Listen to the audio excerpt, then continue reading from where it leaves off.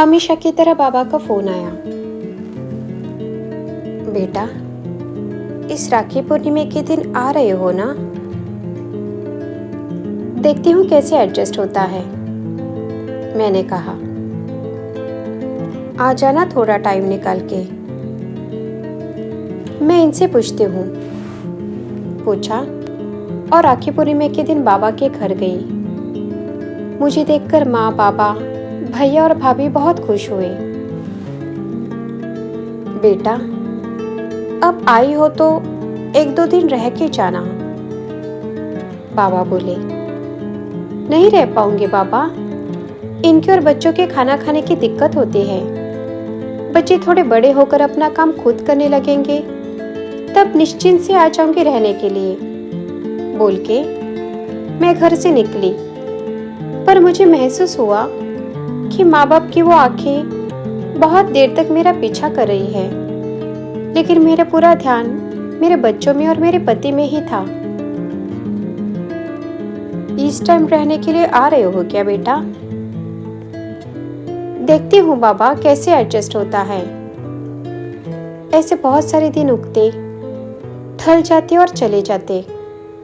बच्चे बड़े हो गए। बीच में बाबा के पास जाकर मिल के आई, लेकिन रहना हुआ ही नहीं।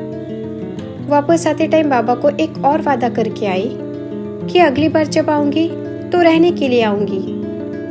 मैं मेरे ही कामों में फंस गई थी। बाबा, उनको सब चीजें टाइम पे लगती है। उनके मीटिंग्स, कॉन्फ्रेंस और ऑफिस। बच्चों को भी कॉलेज में टाइम पे पहुंचना होता है। उनका क्लास, लाइब्रेरी और जिम, सबका रूटीन फिक्स है। बच्चे कॉलेज से घर आए तो उनको मैं घर में चाहिए होती हूँ, नहीं तो घर की सब हालत ही खराब करते हैं। सब टाइम पे होना चाहिए, इसलिए मैं नहीं आ पाऊंगी रहने के लिए।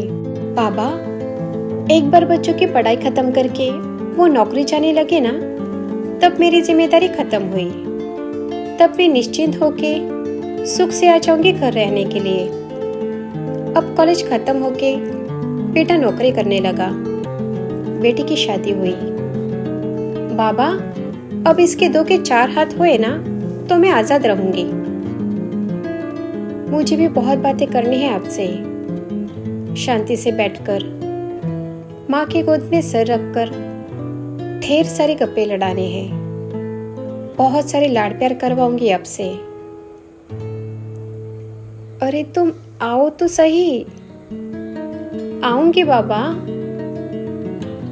अच्छा रिश्ता आने पर लड़के की शादी धूमधाम से हुई। अब चैन की सांस ली मैंने। अब नई नवेली दुल्हन को घर के तौर तरीके सिखाने में कसरत होने लगी। सब त्योहार, घर के रीति रिवाज, बहुत सारी चीजें मेरे तरीकों से ढलने का सफल और असफल कोशिशों में मैं व्यस्त हो गई।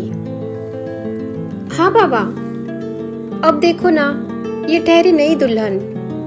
घर में कोई आए कोई जाए, मेहमान नवाजी, त्योहार, रीति रिवाज, इसको क्या मालूम, इसको क्या समझेगा।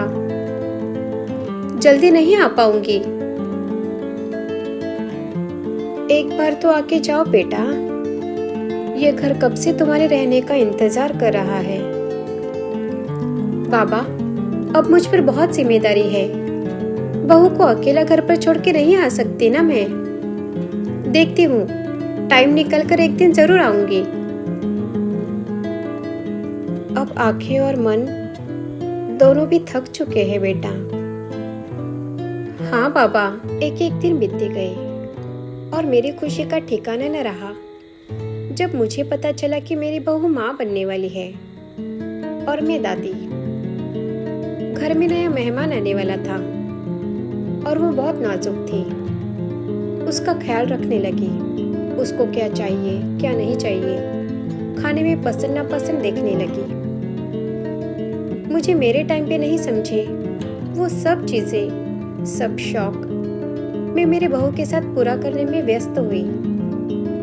उसका हर एक महीना हॉस्पिटल का चेकअप, उसका मनपसंद खाना पीना, समय समय पर दवाई और बहुत कुछ। एक दिन हमारे घर में एक सुंदर से बच्चे का आगमन हुआ। मैं दादी बन गई और उसके आने से मुझे दिल कम पड़ने लगा। दादी के इस नए रिश्ते में, उसके हंसने, रोने, सोने और खेलने में मैं अपने आप को भूलने लगी। अब मैं सिर्फ अपनी पोती की दादी थी। बाबा, मेरा सारा दिन इसके ही पीछे जाता है। इसके सिवा मुझे कुछ नहीं सूझता। खाने पीने तक का ध्यान नहीं रहता।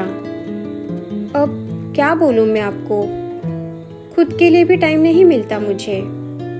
ये देखिए कितना शरारत करता है ये। इसको छोड़ के कहीं जाने का मन भी नहीं करता। अभी हम लोग बूढ़े हो रहे हैं, कभी भी बुलावा आ सकता है।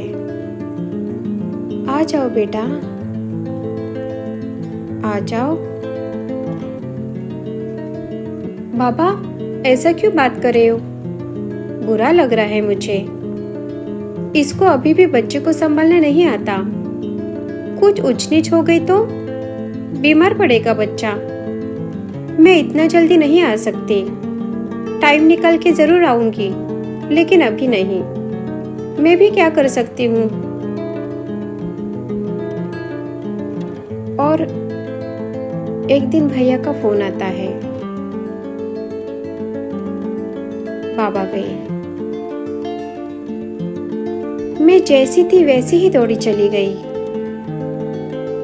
लेकिन बाबा हमेशा के लिए शांत हो गए।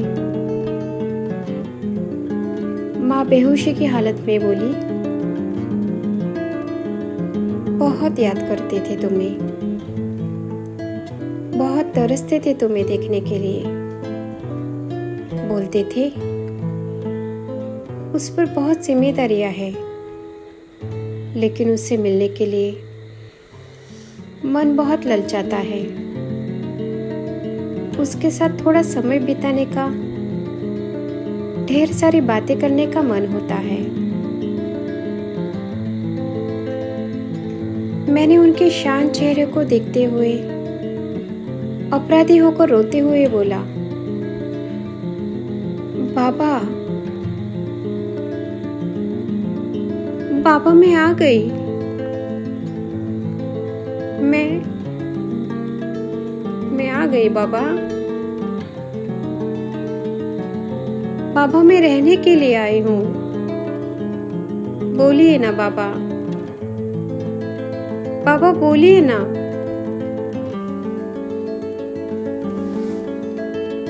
कृपया समय रहते अपने लोगों से मिला करो।